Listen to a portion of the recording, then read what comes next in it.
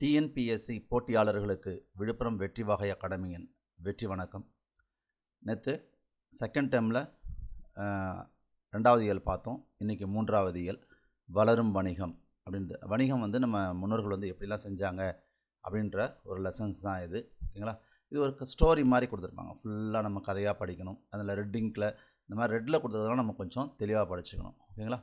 பாருங்கள், இது ஃபுல்லாக ஸ்டோரி தாங்க, இந்த புக்கு ஃபுல்லாக. அதனால் அந்த ஸ்டோரியாக இருக்கிறதுனால இப்போ நம்ம அதை தொகுத்து எடுத்திருக்கோம். ஓகேங்களா? இது எல்லாத்தையும் கம்ப்ளீட்டாக ஒரு வரி விடாமல் தொகுத்து நம்ம எடுத்திருக்கோம். நேரங்களை மிச்சப்படுத்துறதுக்காக நம்ம என்ன பண்ணுறேன், நம்மளுடைய புக்கை ஓப்பன் பண்ணிக்கிறேன். வளரும் வணிகம். மனிதர் வாழ்வில் பெரும் பங்கு வகிப்பது வணிகம். இதெல்லாம் நமக்கு கொஸ்டினாக வராதுங்க. ஒரு தடவை நம்ம படிச்சுக்க வேண்டியது தான். ஓகேங்களா?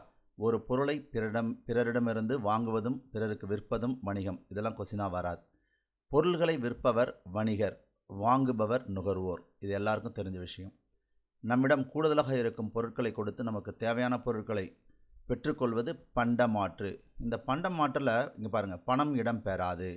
அந்த காலத்தில் பணம் இல்லையா? அப்போ என்ன பண்ணுவாங்க, நெல்லை கொடுத்துட்டு தனக்கு தேவையான பொருளை வாங்கிப்பாங்க, உப்பை கொடுத்துட்டு தனக்கு தேவையான பொருளை வாங்கிப்பாங்க.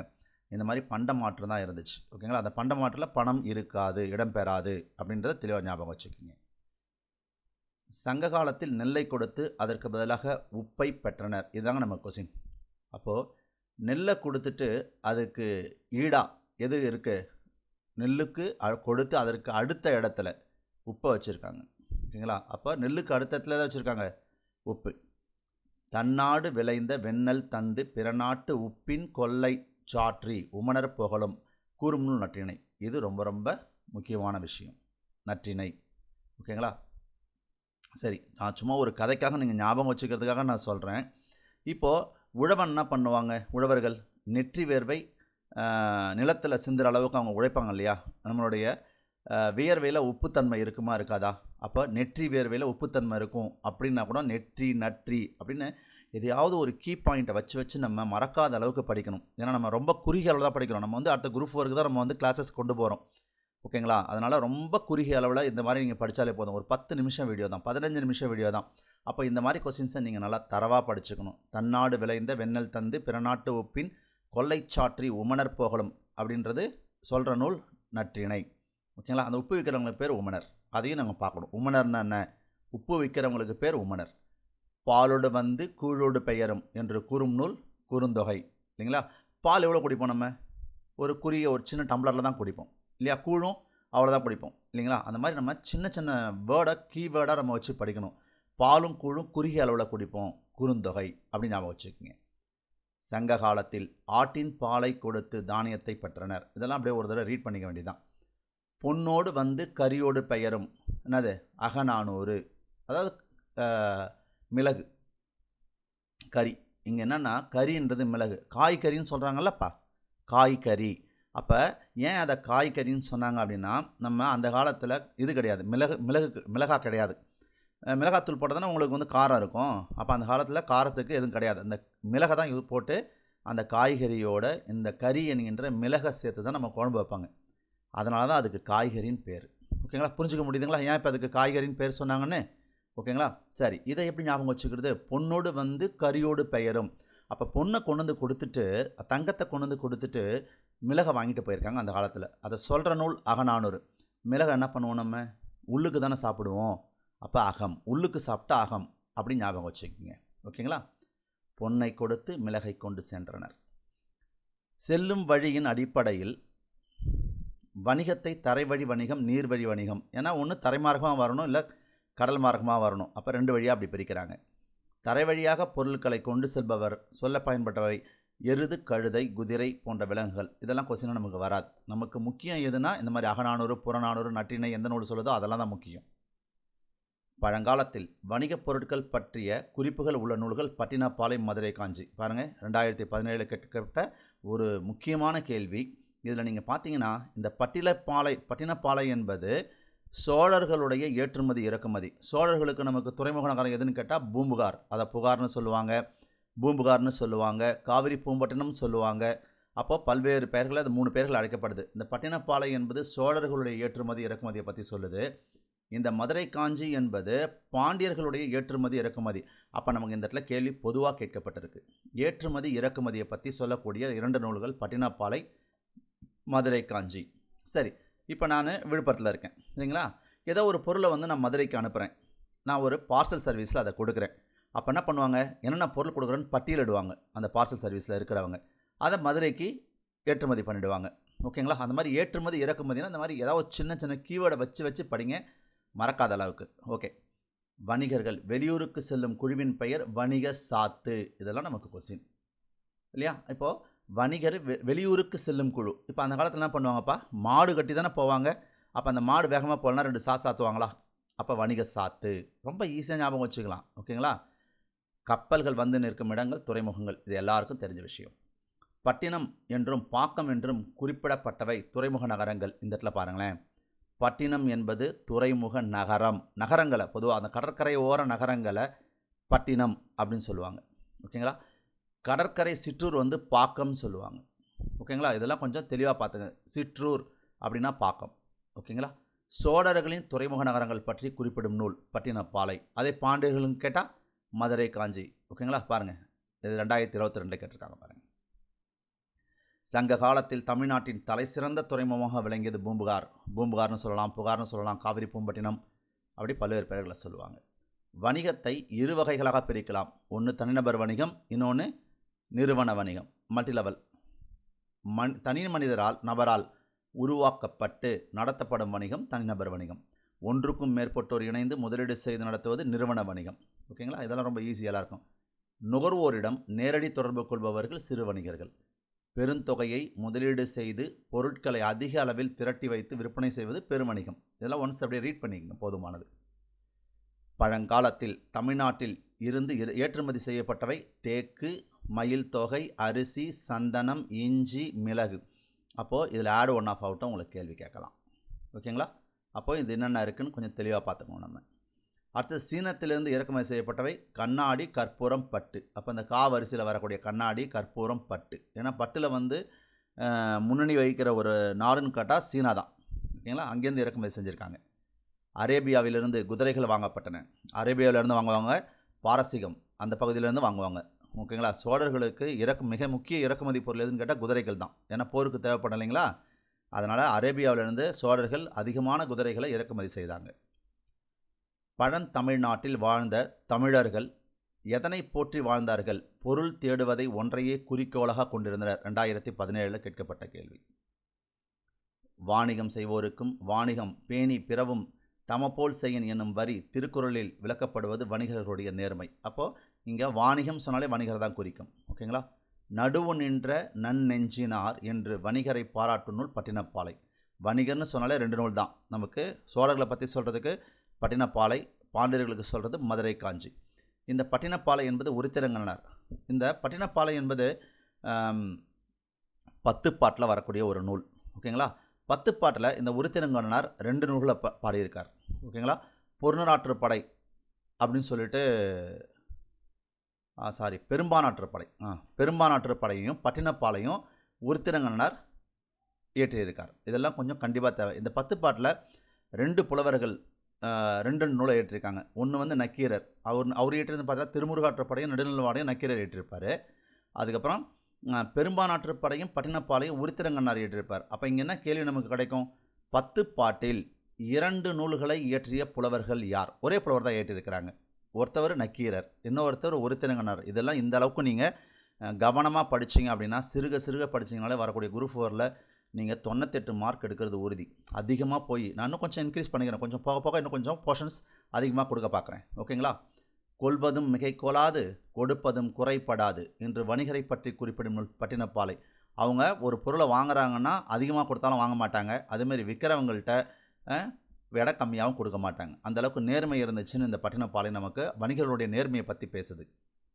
சமன் செய்து சீர்தூக்கும் கோல் போல் அமைந்தொரு பால் கோடாமை சான்றாண்மைக்கு அணி. இது திருக்குறள் சொல்லுது வணிகத்தை பற்றி.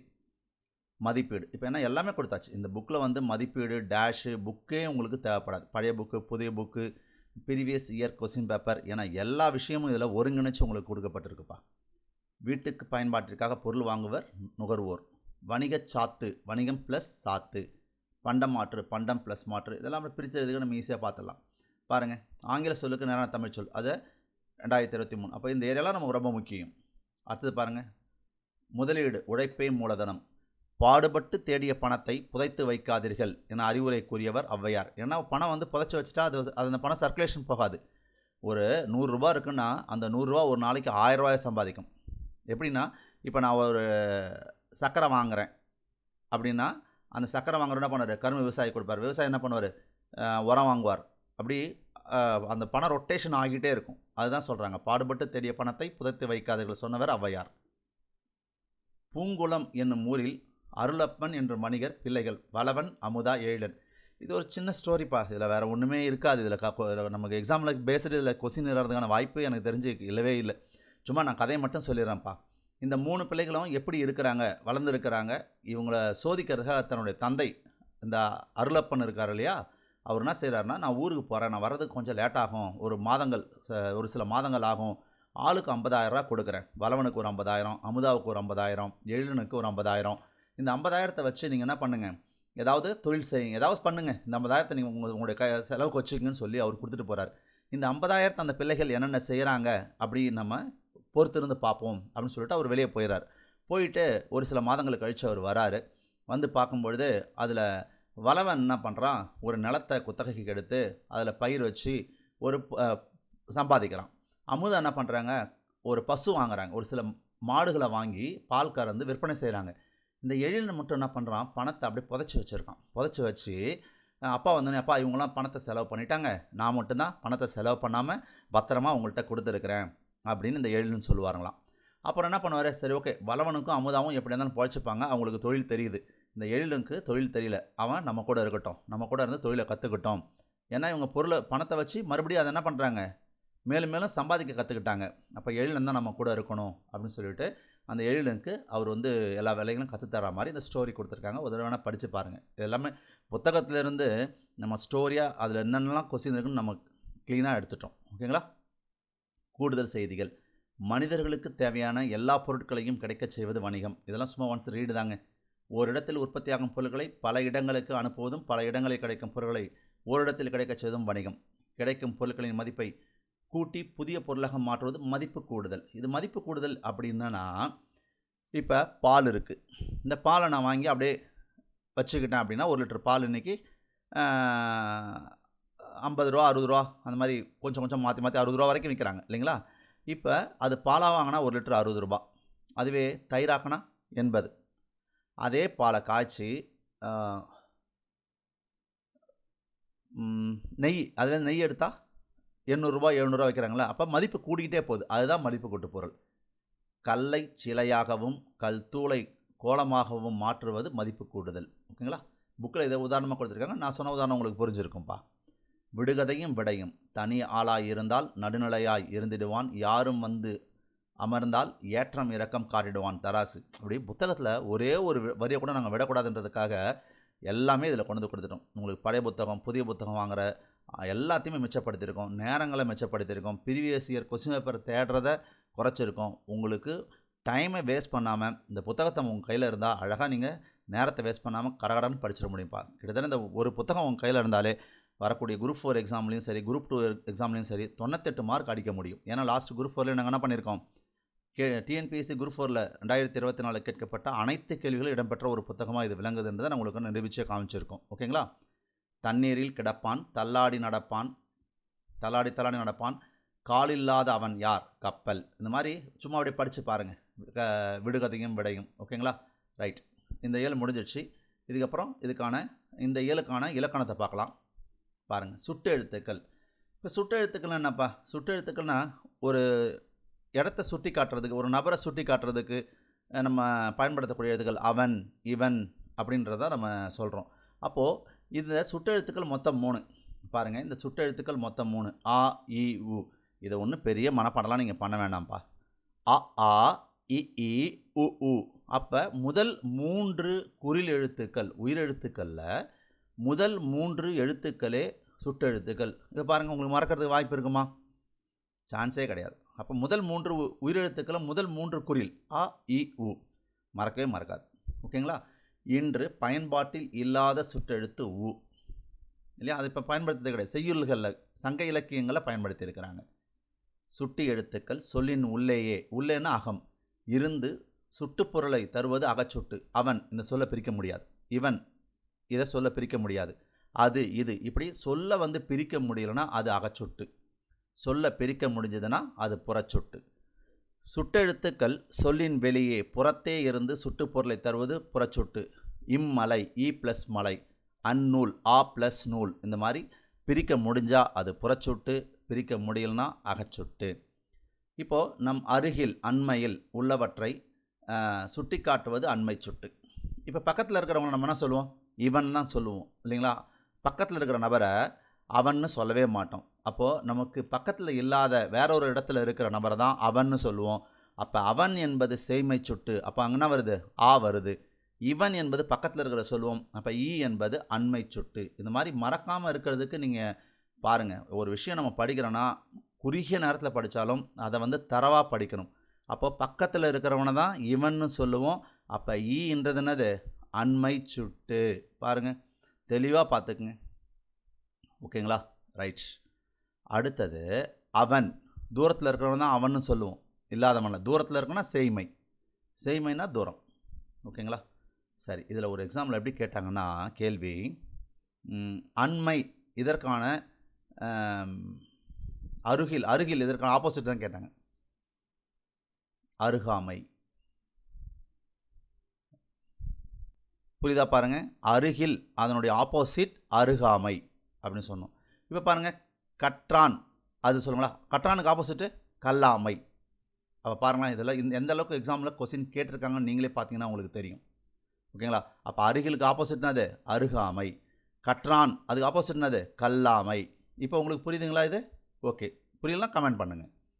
அடுத்தது தொலைவில்னா செய்மை, அதுக்கான சுட்டு எழுத்துனதுங்க தொலைவில்னா அவன் ஆ. இதெல்லாம் கொஞ்சம் நல்லா தரவாக வச்சுங்க. பாருங்கள், அவன் அவள் அவர் அது, அப்போது தூரத்தில் இருக்கிறவங்கள தான் இதை சுட்டி காட்டும். அருகில் உள்ளவற்றிற்கும் தொலைவில் உள்ளவற்றிற்கும் இடையில் இருப்பதை சுட்டி காட்ட பயன்படும் எழுத்து உ. இதெல்லாம் கேள்விகளாக கேட்கலாம். உது உவன் இதெல்லாம் சங்க இலக்கியங்களை பயன்படுத்தியிருக்கிறாங்க. ஓகேங்களா. உதுக்கான் என்பதன் பொருள் சற்று தூரத்தில் பார். இது எங்கே இருக்குன்னா பழைய புத்தகத்தில் இருக்கும்பா. அந்த இலக்கணத்தை பழைய புத்தகத்தில் இருக்கிற ஒரு சில முக்கியமான விஷயத்துலையும் இதில் நாங்கள் கோர்வை ஆக்கிட்டோம். ஓகேங்களா. அப்போ உதுக்கான்னா சற்று தூரத்தில் பார். காணுன்னா என்ன, கான் அப்படின்னா பாருன்னு அர்த்தம். அப்போ சற்று தூரத்தில் பார். உப்பக்கம் முதுகு பக்கம், இங்கே பாருங்கள், பக்கம் முதுகு பக்கம். ஓகேங்களா. உம்பர் அப்படியே மேலே, நீங்கள் சொல்லும்போதே அப்படியே தரையை தூக்கி மேலே பார்த்து உம்பர் அப்படின்னு சொல்லி பாருங்கள், ஈஸியாக மனப்பாடம். சுட்டெழுத்துக்கள் திரிந்து சுட்டுப்பொருளை தருவது சுட்டி திரிபு. ஆ இ ஆகிய சுட்டெழுத்துக்கள் அந்த இந்த என திரிவது சுட்டு திரிபு. இந்த புத்தகம் அந்த புத்தகம், அந்த பையன் இந்த பையன், அந்த மாதிரி வரும்பா. பாருங்கள் எக்ஸாமில் கொடுக்கப்பட்டுள்ள சொற்களுக்கு இலக்கண குறிப்பு கான். 2013 கேட்டிருக்காங்க. மடக்கோடி அவ்வூர், 2 சொற்கள் கொடுத்துருக்காங்க. மடக்கோடி அவ்வூர். இப்போ மடக்கோடி என்பது அண்மை தொகை. ஓகேங்களா. அவ்வூர் என்பது நம்ம சொன்னோம் இல்லையா, ஆ என்றது என்னது, செய்மை சுட்டு. பாருங்கள் எக்ஸாமில் எப்படி கேள்வி கேட்டிருக்காங்க. இந்த புத்தகத்தோட சிறப்பே ஒரு இலக்கணம் இருக்குன்னா அதில் ப்ரீவியஸ் இயரில் எப்படி எக்ஸாம் கேட்கப்பட்டது, இதெல்லாம் ரொம்ப ரேராக தான் கேட்டிருக்காங்க. அதையும் நாங்கள் தேடி எடுத்து உங்களுக்கு கொடுத்துருக்குறோம். அதுதான் அந்த புத்தகத்தோட சிறப்பு. சார் அண்மை தொகை சொல்லவே இல்லையா சார் நீங்கள், மடக்கோடி இப்படி இருக்குது, அதை எப்படி சார் கண்டுபிடிக்கிறது அப்படின்னா, நம்ம தொகை பார்ப்போம்.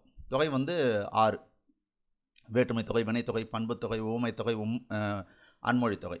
அங்கே வரும்பொழுது இந்த அன்மொழி தொகையை நம்ம தெளிவாக பார்க்கலாம். ஓகேங்களா. அதை நடத்தினா தான் இந்த அன்மொழி தொகையை உங்களால் புரிஞ்சிக்க முடியும். ஓகேங்களா.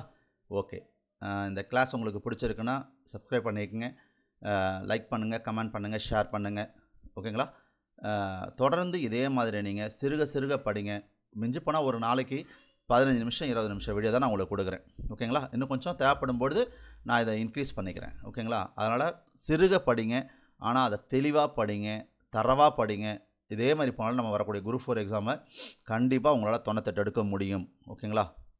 Thank you, all the best.